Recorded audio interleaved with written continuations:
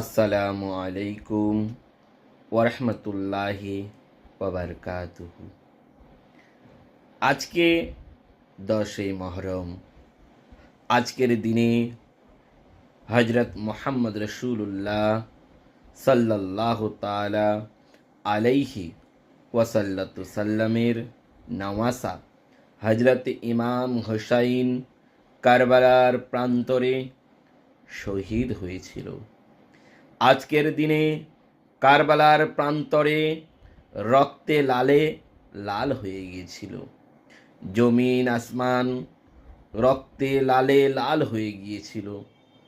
যারা হজরতে ইমাম হুসাইন ইমাম হাসানকে ভালোবাসেন, আপনারা অবশ্যই ভিডিওটি প্রচুর পরিমাণে শেয়ার করুন, যাতে গোটা বিশ্বের মুসলমান জানতে পারে আজকে 10ই মুহররমের দিন